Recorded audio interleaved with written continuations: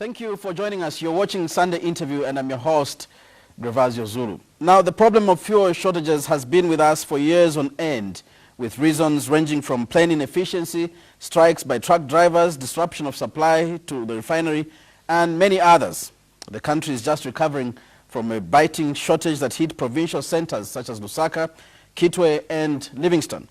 Tonight we ask, for how long will this go on? My guest tonight, Dora Siliya, the Minister of Energy and Water Development. Minister, welcome to the program. Good evening, Grevazio, and it's good to be on a Sunday Interview. Now, conflicting statements, accusations and counter-accusations. What exactly caused the fuel shortage? Well, first of all, I think it is important to understand that Zambia as a country does not produce any fuel at all. And all the fuel that is consumed in the country is actually imported. The country normally consumes per day about 1.2 million liters of petrol and about 2.4 million liters of diesel per day.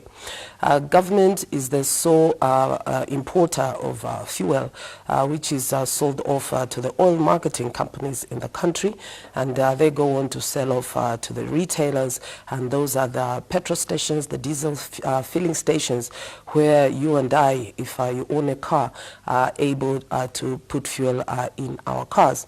Now, obviously, the importation of fuel is a complicated process because about 40% of the fuel is imported using the Tazama pipeline.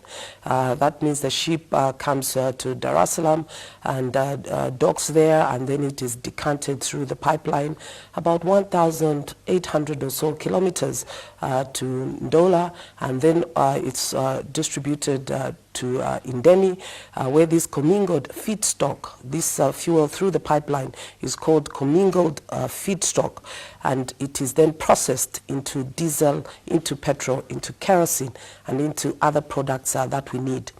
Recently, we've seen that the consumption levels of fuel has gone very high, and this has forced government to import a lot of fuel through using road transport. At the moment, the figures are between 50 to 60% of the fuel, what we call finished products. They come as finished products of kerosene, of diesel, and indeed of petrol in the country, and these are decanted at the government's tanks, whether it is in Lusaka, it is in Mpika, it is sometimes even in the Copper Belt, and then redistributed nationwide using the oil marketing companies and onward to retailers. Now, in the past, we've had Indeni shut down, as it does every year, normally towards the end of the year, for normal maintenance operations. I did make a statement to Parliament and to the country at large last year that Indeni was going to shut down in November for usual maintenance. And you did assure, of course. And when that happens, we increase importation of fuel using the road, but also by the time Indeni is shutting down, it means that they would have produced sufficient levels to ensure that we have security stocks in the country. That is normal.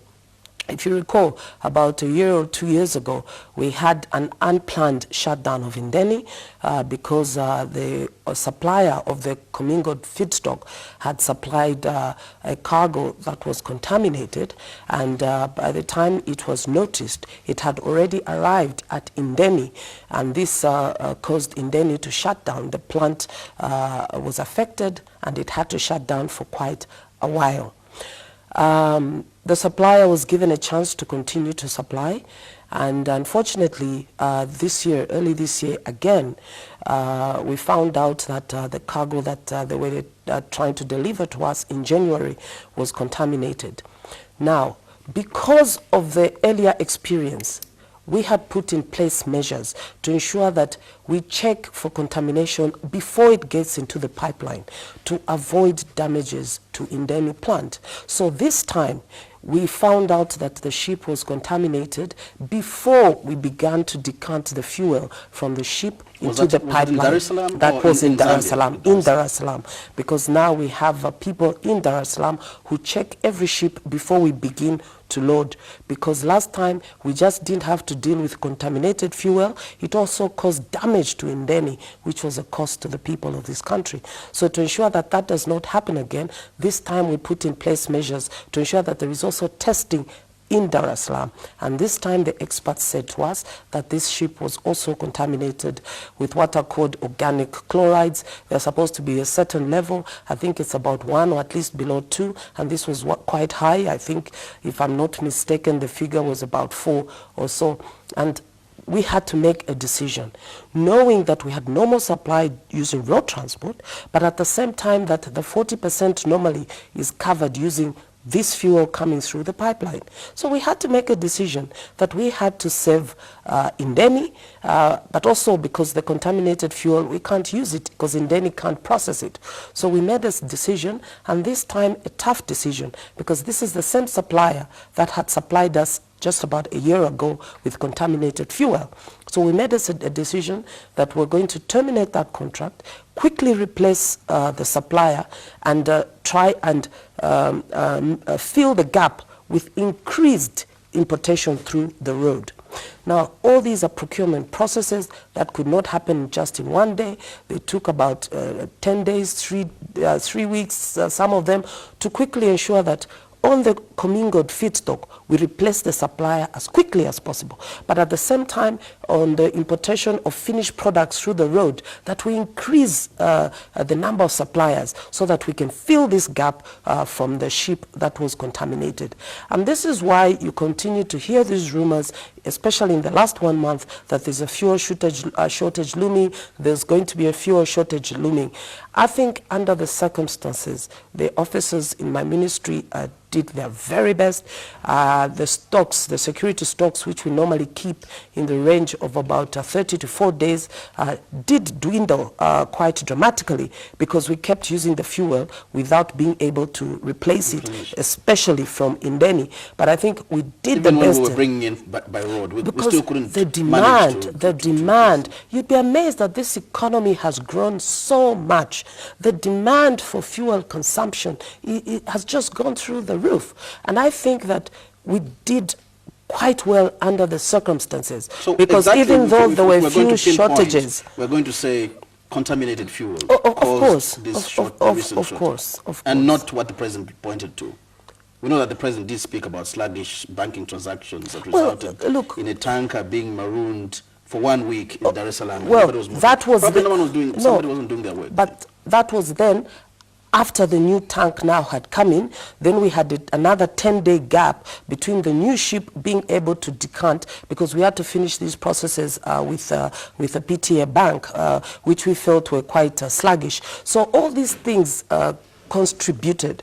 Initially, the problem was as a result of the contaminated ship. Then we had to replace that ship. And when the new ship came, it stayed in dock for about 10 days while the bank was trying to work out their processes, as they said. And this also created that anxiety that what is going to happen, will there be a complete was that on the shortage? Side, or on the side of the bank, on the side of the ministry or the PTA bank, in terms of being sluggish?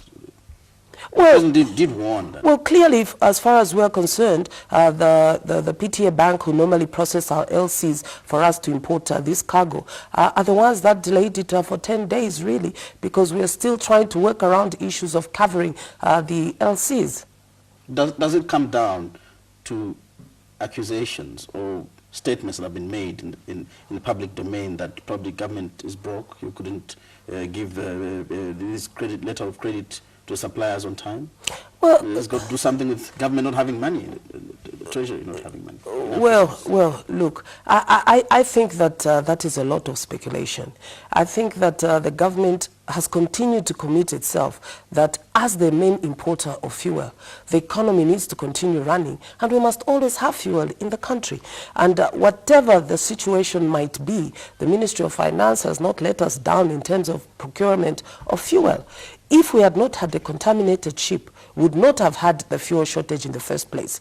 And then the new ship, which had to come in very quickly, would not have had the challenges we had with the bank in terms of processing the LC for the new ship. We would not have had those challenges. And in fact, I think that this was an isolated incident, and we don't expect to have any more challenges. And the PTA Bank president has assured me himself that this was done under difficult conditions, because we replaced one ship very quickly with another one, and they had their processes in the banks. Obviously, we were disappointed as a government, because for us, we want the Zambians to continue with their business, the economy to continue moving. And this is why we made sure that as quickly as the one ship was contaminated, we brought in another one, and we were held sort of hostage by the bank in its processes. And they've assured us that this was an isolated incident and it is not going to happen again. And it had nothing to do with government not having money?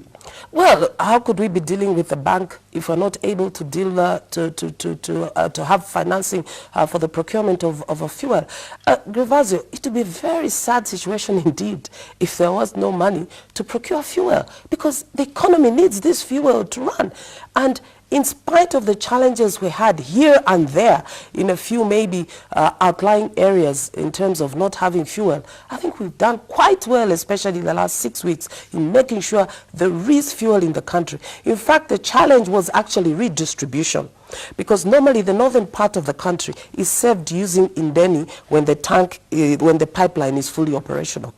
So when the Indeni was not operating, we had now to move fuel that comes in and normally decants in Lusaka to begin now redistributing to especially the Copper Belt and other parts, the northern part of Zambia, where they get fuel from the Copper Belt. So some of the challenges was not that there was no fuel in the country, but that it was maybe a bit slow, the transporting system was a bit slow in trying to redistribute this fuel in the country. What is important is that it's all in the past. I think Lusaka, as far as I am aware especially, is totally back to normal. 2 days ago, I did hear of a few challenges in Kitwe, but now Indeni is fully operational. We want to truly believe that this is behind us. Livingstone? Well, clearly we had a few challenges in outlying areas like Livingstone, like Solwezi initially. But the situation should be almost back to normal, because the importing, in fact, using road transport, we've increased suppliers. And then also Indeni is back or fully operational. I think if there's any shortage at all, anywhere, it's purely an issue now of just moving the fuel from the storage to where it is needed. And I think it should normalize completely very soon. The president has warned that he will not tolerate such delays, shortages, and sluggish movements in terms of procurement of oil and everything. What measures have you put in place to ensure that this does not repeat itself? Well, because it's probably become an annual story. Sometimes you have it twice in a quarter, twice we had the fuel shortage in January, but of course probably not caused by supply processes, but I think it's happening too much, too often. No, I think the president is right, because the economy needs fuel to keep moving its wheels. And the problem is, the president is correct in emphasizing that those that have the responsibility, the Ministry of Energy and Water Development, especially in doing this, must do all that we can to ensure that there's always sufficient fuel supplies in the country. But I will say to you that, look, this problem began in January. It is actually finally been sorted out by this time in March. Because when you get a ship and it has actually come and docked in Dar, and that's when you find out that it is contaminated, it is not that the officials in my ministry have done anything wrong, but they have found themselves with a situation that they have no control over. The only thing that you can do, because it's always one ship at a time, and it usually takes about 45 days for the next ship to come through. So there was absolutely nothing we could do in January when this happened. The only thing we could do was try to accelerate the processes of trying to replace that ship with a new one. And those in the oil business know that buying fuel is not just going somewhere and saying we've bought this. You know, you book the ships, there are all these processes that happen for this to happen. So it took us quite a while, even after we had finished the procurement processes in Zambia. It took quite a while for the new supplier to book a ship, to procure the fuel, to get it now to move on the high seas to come to East Africa. And most of the fuel comes from the east. So to move also on the high seas to come to East Africa and then begin now to decant. And then we found ourselves with a 10-day problem with the bank. So all this worked against us. But this was not a responsibility of government. It was circumstances beyond our control. And what did we do after that? We also decided to increase importation of finished products, not using one supplier, but we increased the suppliers so that we could fill this gap because of Indeni shutdown.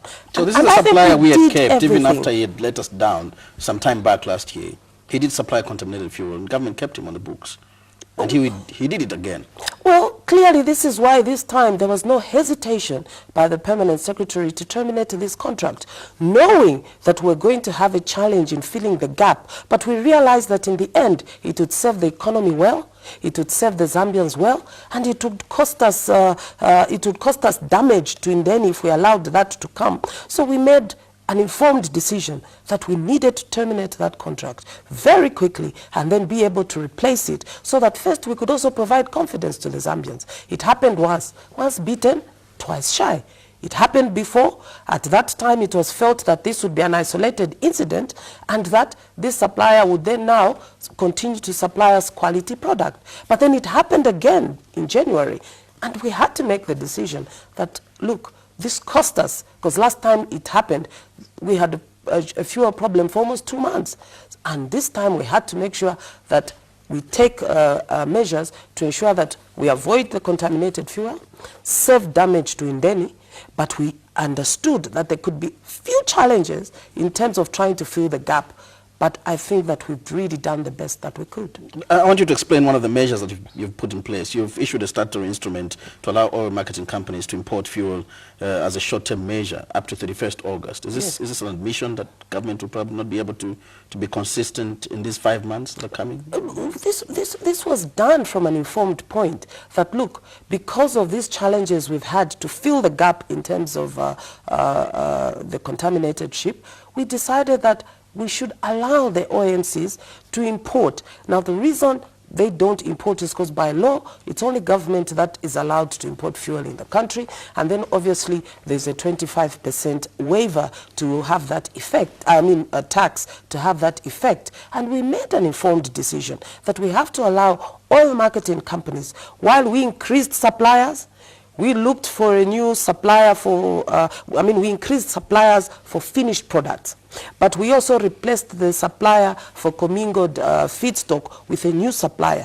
At the same time, we realized that the situation would become dire and we decided to even allow oil marketing companies to import fuel on their own. Now, this is an expensive business, importing fuel. You can't just say to oil marketing companies, you'll import for one month or 2 months. That's why we gave them at least 3 to 4 months up to August. And this was done through negotiations, through meetings with oil marketing companies. It's not just government waving a stick and say, you import fuel, because they're not bound to.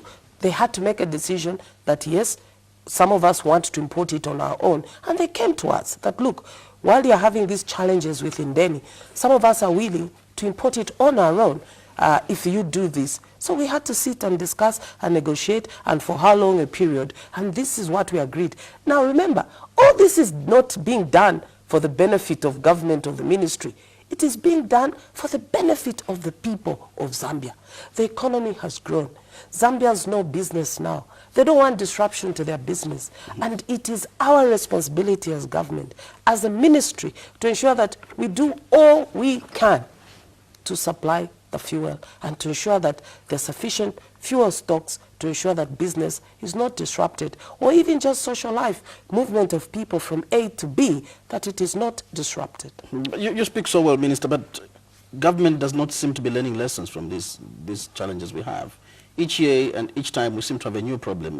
Have we failed to manage the fuel supply chain and system? You can go back for as long as you've been in government. It's basically an annual event. And as we speak, we probably can even predict that probably you'll be back in November on this same set defending the shortage and explaining why it occurred. Well, look, we don't want there to be fuel disruption because of government inefficiencies. What we hope is that if that does happen, and God forbid, it should be because of matters outside our control. Within government, within my ministry, what we are seeing now is that, look, depending maybe on one supplier, even for finished product, is not healthy. We should be able to have a number of suppliers so that there is no gap at all. In terms of commingled fuel, well, we took steps a year ago when there was this problem to ensure that now testing is not done when the fuel has arrived in Zambia through the pipeline, because once it is in the pipeline, you can't stop its movement. So we made sure that we have these contingency measures at the port to ensure that there's no damage to the plant. Because this plant is an expensive investment. Indeni is an expensive investment, not owned by the president, not owned by the ministry, but it's owned by the people of Zambia. And if it is damaged because of contaminated fuel, it is the people of Zambia that has to pay that price. So I think we've taken a number of measures to ensure that even on one side, if it is an issue to do with commingled feedstock, at least on the finished products, we'll have more than one supplier to be able to supply this fuel. And besides, I think that also increases competition and provides for better value for the money for the people of Zambia. Why don't you allow these OMCs to import, amend the law, allow them to import fuel continuously? I think that this because the government doesn't seem to get it right. Since you moved in the industry way back 2007, it's never been perfect, never been smooth. I think this is a live discussion. The reason government intervened in the fuel sector was to cushion Zambians from fluctuating prices, because the government is providing a subsidy. A subsidy. At the moment, the price of fuel is actually being sold to the end user like yourself at a rate of $1 to 7 kwacha. That is last year's September prices. Now, I do know that a number of Zambians anticipated a price increase for fuel in December, January. And the reason we didn't do it is because there was so much volatility. First, price reduction. The price fuel kept going down, but the kwacha exchange rate kept going up. And in that situation, it was very difficult for us to be able to determine what to do with fuel pricing. And ERB did make a recommendation to the ministry that in terms of such volatility, it is very difficult for us to even talk about any price increases. Because what needs to be understood is this. Fuel is purely a price of international oil prices and the exchange rate. Now, the international price rate could have been $30 per barrel. And dropping from $108. Exactly. It was almost a huge drop. By December, the lowest in probably 13 years. By December, it was about 33% drop. But at the same time, the kwacha had lost value of about 58%. That is a difference of 25, and in the wrong direction. So while the price of fuel dropped by 33%, the kwacha value dropped also by 58%. And that meant that there was a 25% negative effect. So while it would have been expected that the price of fuel should have even dropped further to where it is now, remember, government still has to buy it at the international price, even if it's at $33 per barrel. We still have to find enough kwacha cover, which went so quickly from $1 to 7 kwacha to $1 to 14, 15 by December. It's only now we've seen this stability at 11 kwacha. But you could also argue why this exchange rate volatility. A lot of it was due to external factors, issues to do with prices of copper. We might not all live on the copper belt or in northwestern province, but the price of copper affects all of us. Until we have full diversification into agriculture and other foreign revenue earning sectors, we'll continue to depend on copper revenue. Now, if copper revenue also dropped from about $9,000 per ton to $4,000 per ton, government was losing $6,000 per ton as revenue. Clearly, even in your own house at Grevazio, if you buy tomatoes at 4 kwacha, you sell at 10 kwacha.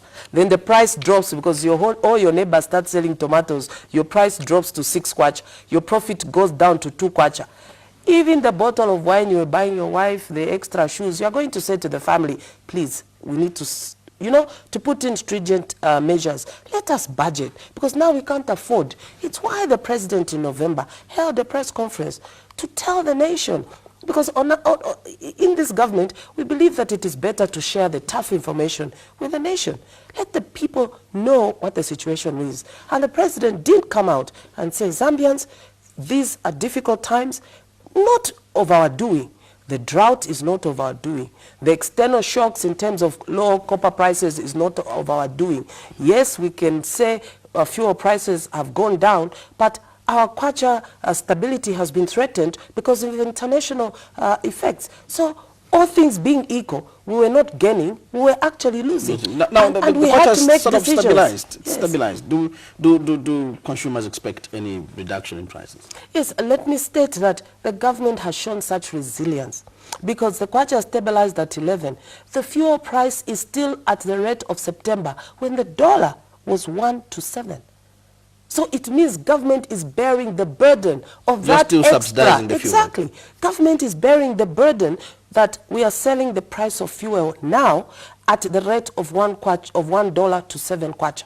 And yet the rate of the kwacha, the dollar, is $1 to 11. So government is still holding the people's hands and saying when things are tough, whose shoulders should we all fall on? It is government.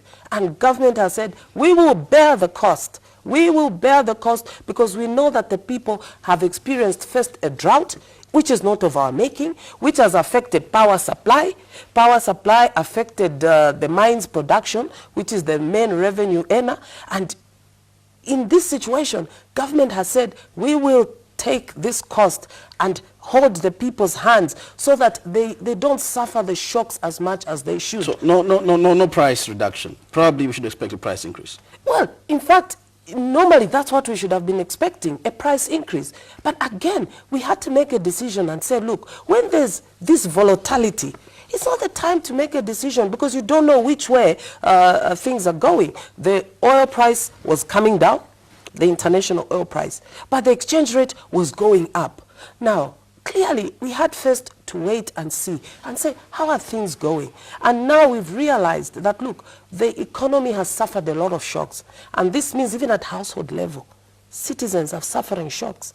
And I think it's the leadership of this government that has said, because of that, I think that it is important that we continue to cushion the citizens. It is why you have not seen any fuel increases at this moment, and we are still subsidizing citizens, selling fuel at the rate of $1 to 7, when the actual rate of the dollar is at 11. It means government is subsidizing the fuel price. Yes. Now, in all this shortage talk and the problems that you have in the supply chain, where does the issue of reserves come in?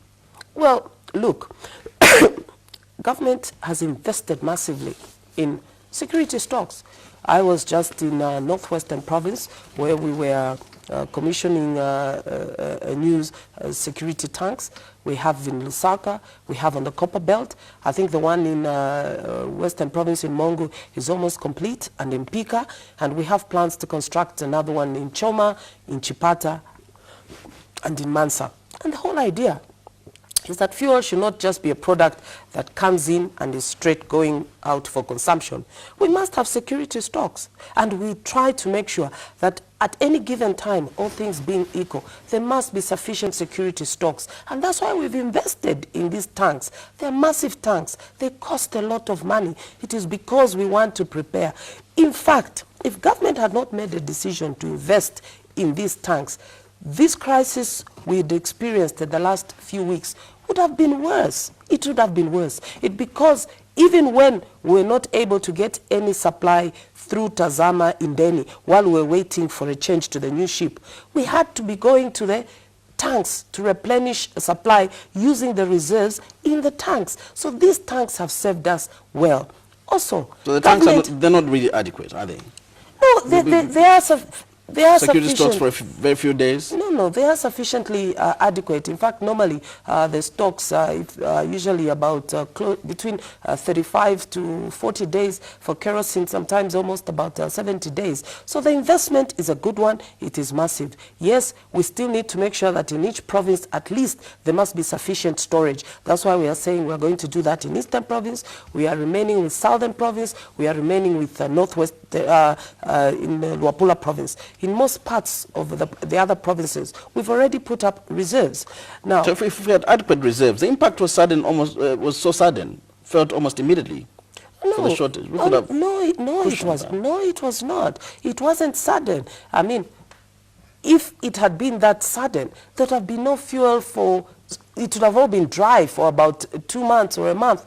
There was no day when it was completely dry. It was an issue of saying Eastern Province has no security reserves. Tanks. So let's move the fuel from where there are tanks, from Lusaka, from the Copper Belt, from Northern Province. Let's move it, whether it's to Luapula. Let's move it to Southern Province in Livingstone, because we haven't yet constructed one, and we intend to construct one in Choma. So those were the areas where we had some noticeable problems. But otherwise, I think these tanks are a good investment. They have served us well. Another point is that, look, the uniform petroleum pricing, again, that's government's intervention to support the citizens, and especially citizens in rural areas, that they too must buy the fuel at the same price as everybody else. That is a huge government commitment to the economy, to the people of Zambia, that look, wherever you are a Zambian like everybody else. And if you have to run your business or even your social life, you must also access fuel at the same price. And this is why we have the uniform petroleum probably another huge pricing. Subsidy. Of course, yes. Now, you're looking at oil marketing companies. Are they not obliged by law to keep certain levels of reserves in their stocks? Well, yes, of course. But look, there are two processes here. Because government itself must procure the fuel and keep it in the national reserves. And then thereafter, these oil marketing companies also buy this fuel, then now from government, from our fuel tanks. For example, I know we have a very sad situation on the Antanshi Road where we have the government tanks in Lusaka.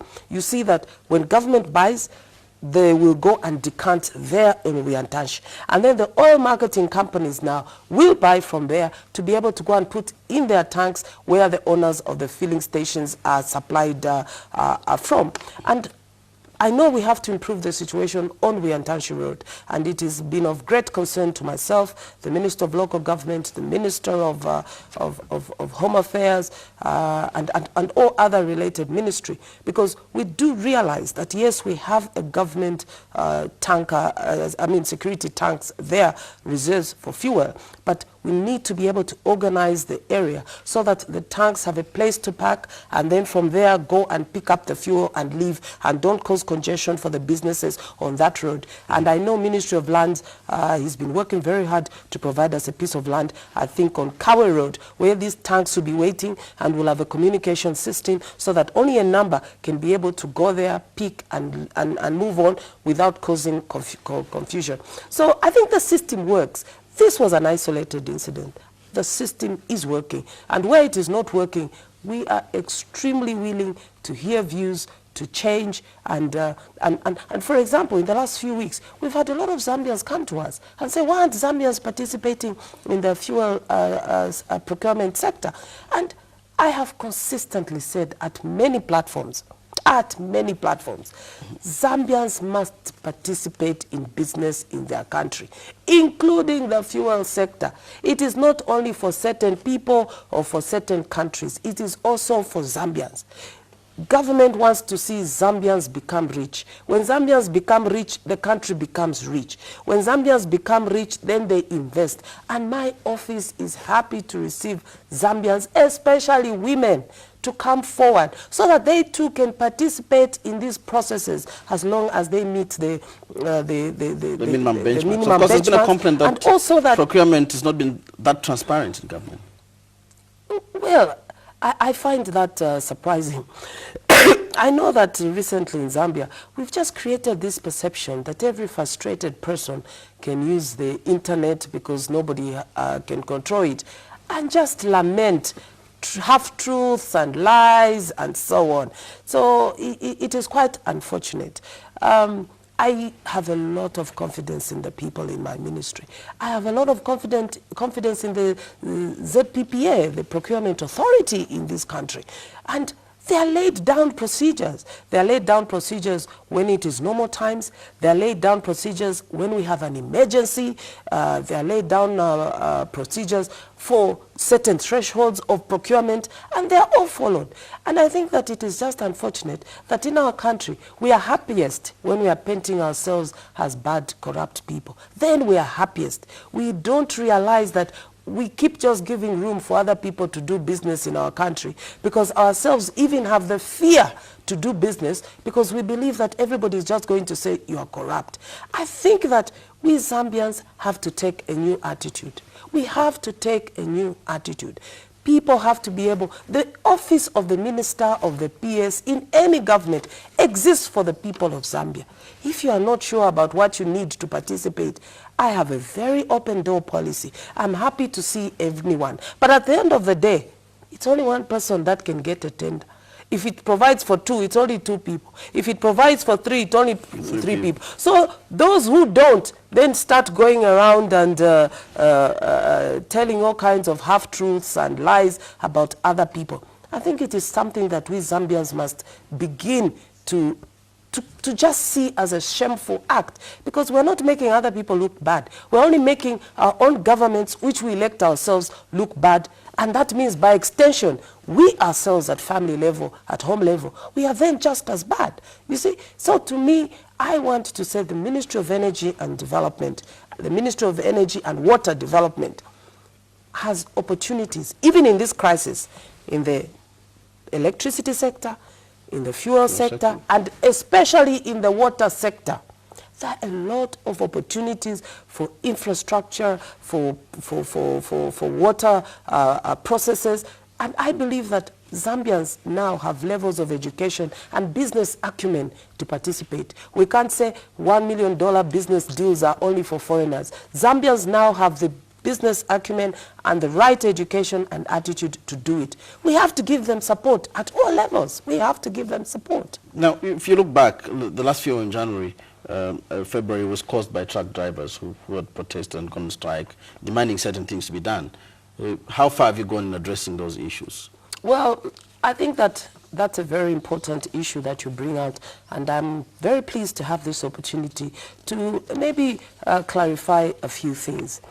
First of all, as far as the Ministry of Energy and Water Development is concerned, our priority is to bring this fuel in the country.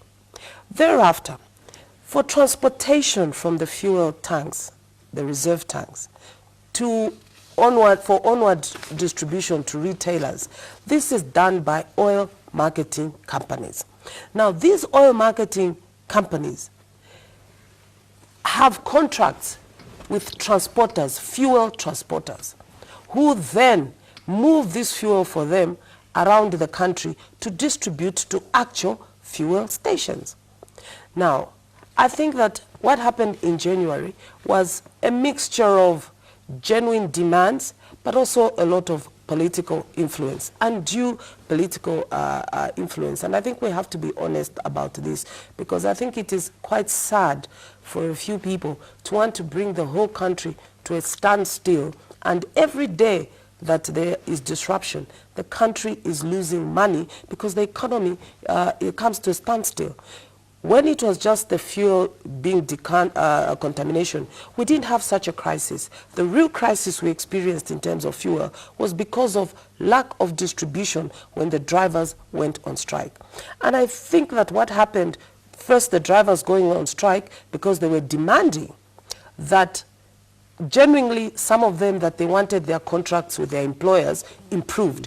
But at the same time, we found it a bit confusing because some of their demands had nothing to do with them as drivers, but for the owners of the trucks, like wanting more business from the oil marketing companies or suppliers. Now, we quickly worked with Ministry of Labor, because while some issues had to do with Ministry of Energy, like increasing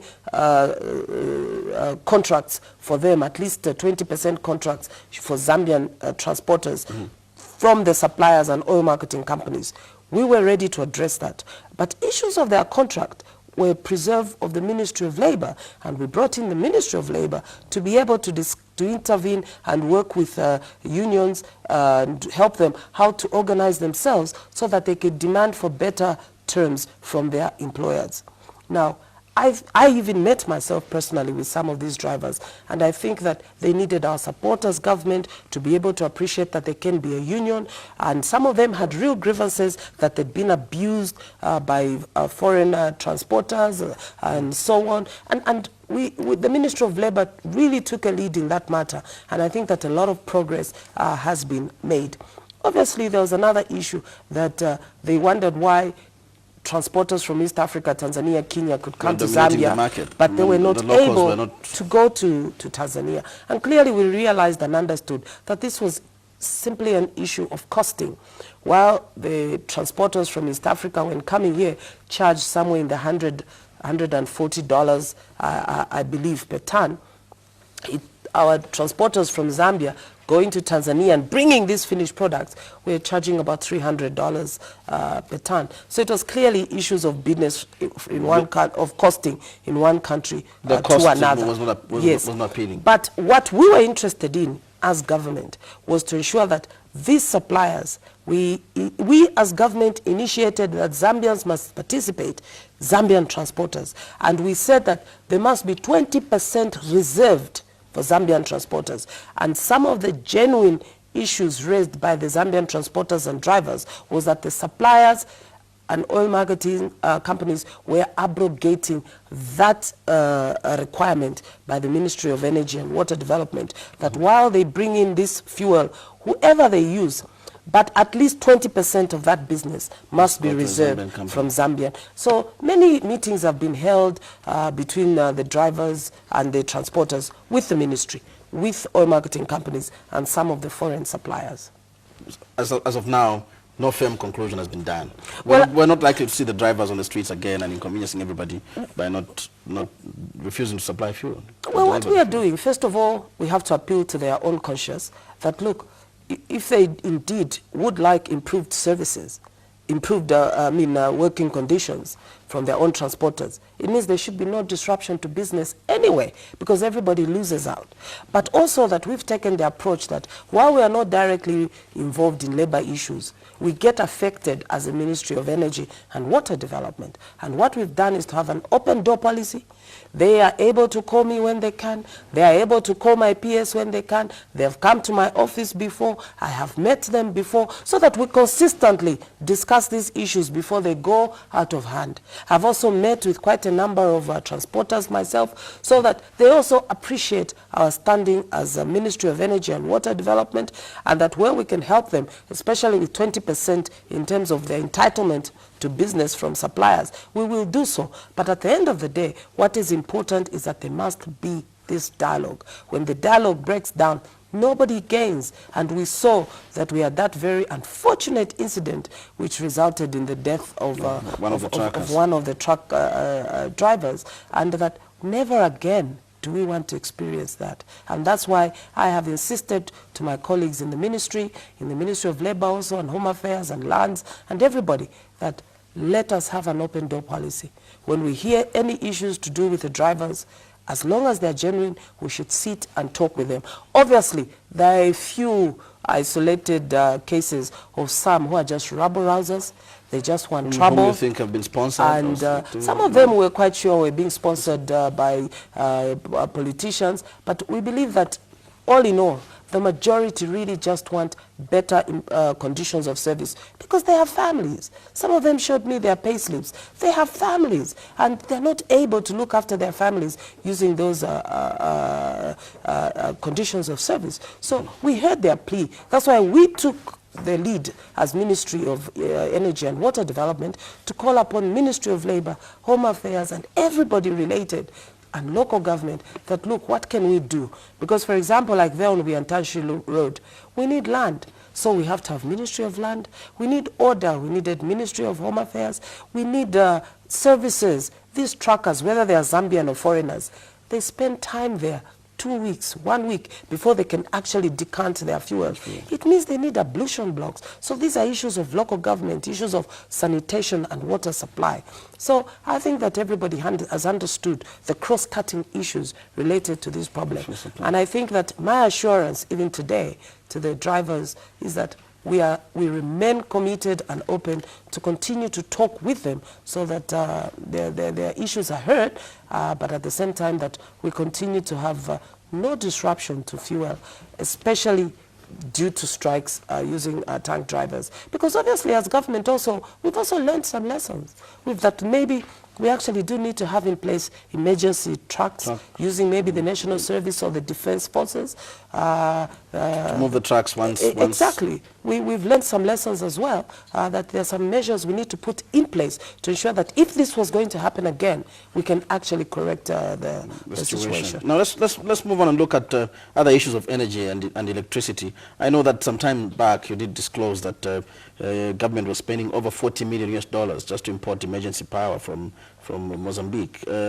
Has the situation changed? Where are we now in terms of importations and imports of as you're aware, we are still importing power from Mozambique, both from the utility company EDM, but also through the Kapawa ship, which is the ship that is docked there in Nakala. So that continues to happen. We are also importing power through the SADC power pool, where there are about 9 countries at the moment.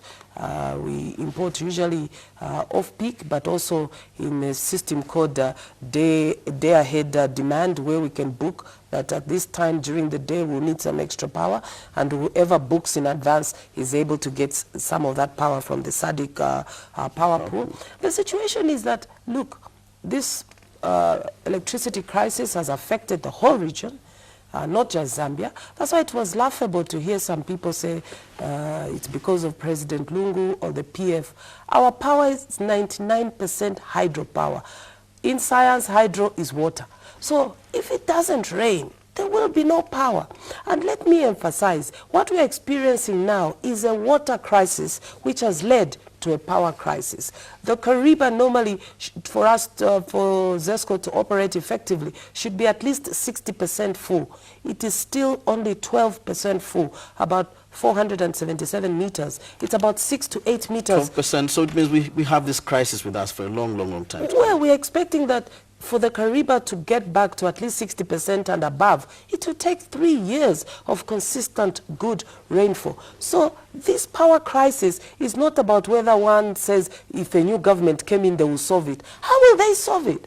The experts are telling you that it will take 3 years to fill up the Kariba Dam. It's at 12% now, and we are coming to the end of the rain season. It means that this power issue is real.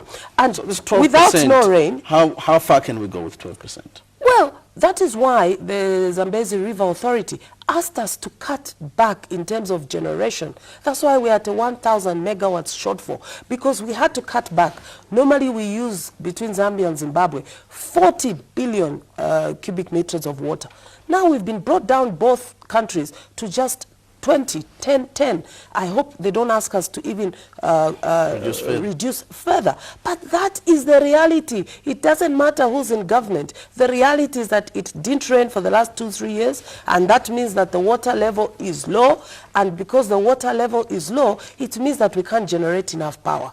Now, because of not generating enough power, the effect was felt immediately on the mines, who suffered a double tragedy: low copper prices and no power, no sufficient power for generation. If we had not taken measures to begin to import power, we would not have just a few people retrenched. We would have had the mines actually close.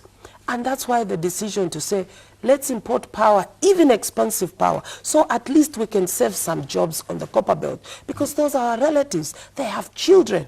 We did everything we can to say, while they are suffering these shocks of low copper prices, let them not use power also. So let's do whatever we can to save jobs on the copper belt, because the situation was dire. Let us do all we can to save jobs in the northwestern province. And that's why we have said, let's import power. We are also working towards inland generation in the country. This will be generators that are going to use fuel. But we cannot just fold our hands as government and say we'll wait until the rain comes, because the shortfall is massive now. It's 1,000 But now megawatts. you're spending so much money on importing this power, and somebody would argue that if we could find such huge sums of money to import power, emergency power, we could find the same amount of money to invest in alternative energies. Well, look at what we have done. First, obviously, the first thing that we had to do when we began to experience power shortages was load management, which is known to most people as load shedding. But after that, we said immediately we need to import power to fill the gap. That's one thing. Now, we've also said we need to invest in solar. We are just coming to an end of solar procurement processes. And even when they're given the PPAs in the next 10 days, 1 month, it will take a year for us to get the first megawatt on the grid. That is in the short term. Immediate term, for importation, it was immediate. For inland generation, when we actually begin, it will take a minimum of at least 6 weeks to 8 weeks for us to get any on the grid. But beyond that, we've invested in Kafue Gorge. Kafue Gorge, it doesn't matter whether we found the money or not. It will take 4 years. The thermal plant, Mamba thermal plant, we're expecting it to be completed anytime between June and July, and so that maybe by the end of July we can have the first megawatt on the grid, about 300 I want to hold you on Mamba. megawatts. Mamba has been pronounced as this is the solution. We have so much power coming on board, but the dates seem to be moving. Well, from May we have to June, 300. we're probably talking about end of July. Most likely, We have we will 300 be getting megawatts. online in September. No, we have 300 megawatts to come on from Mamba. But look, we can only depend on what the contractor says. We know that the promoter is somebody from Singapore and India, but the contractor, who's a Chinese, I sat with them and asked them, look me in the eye, when will this be ready? Because initially they had told us it to be ready in April, May. And I said, you have to give us a date when we are sure that it will be ready. They said to us, June, maybe just July, but at least I have been on site. I have seen that the work is being done.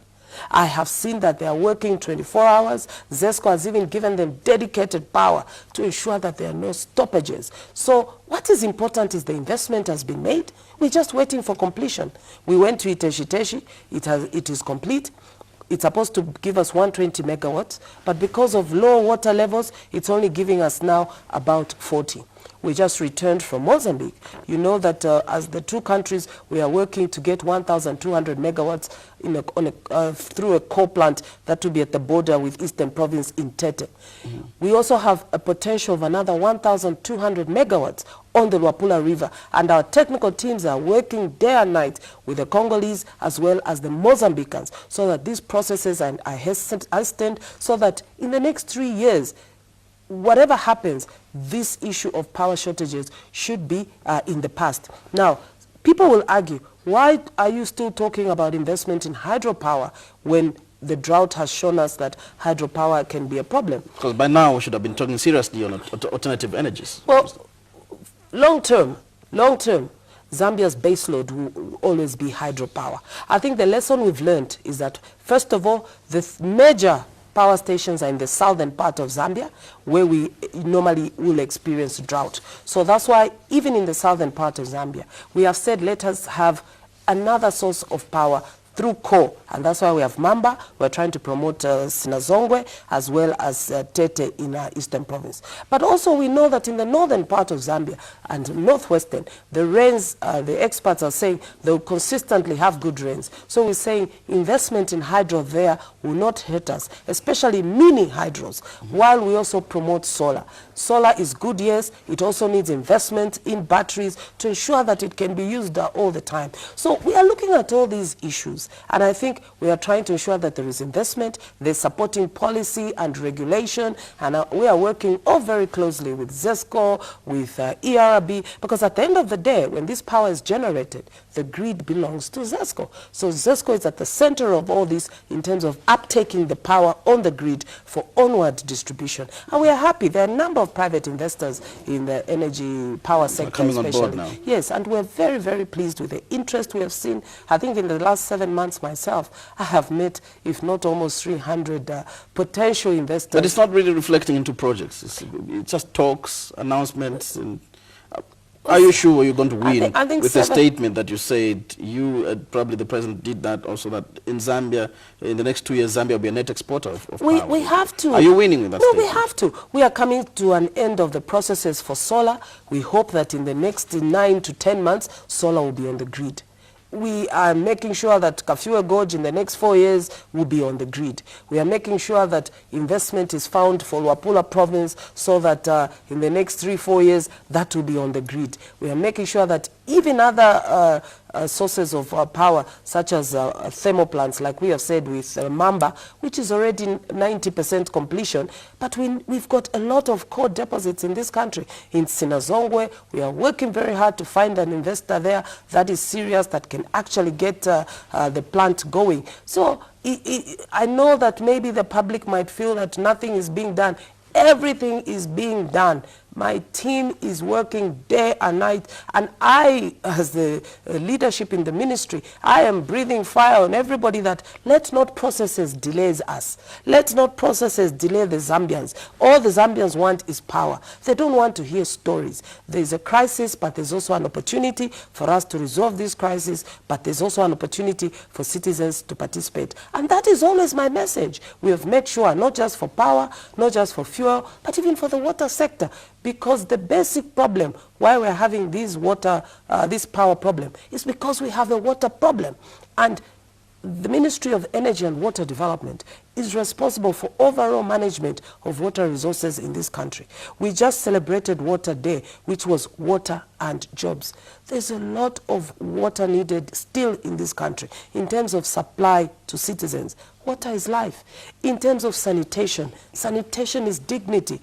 We cannot afford to be around 50%, 40% in rural areas in terms of water supply, and even less in terms of sanitation. So my ministry is working with cooperating partners, World Bank, African Development Bank. We have a lot of water engineers in this country. We want to put in water infrastructure so that we can move water where there's a lot of water to where there's little water, so that our utility companies can manage non-revenue water. That is water that is just leaking, and we are losing almost 365 million every year because of water that is not metered, because of leakages. So the leakage. We Minister, have to sorry, I have to improve cut you this short. situation. We're running out of time. Let me just say thank you so much. Thank you so much. And we're very grateful that you gave us this It's been a pleasure having you on the program. Thank you. Thank you so much.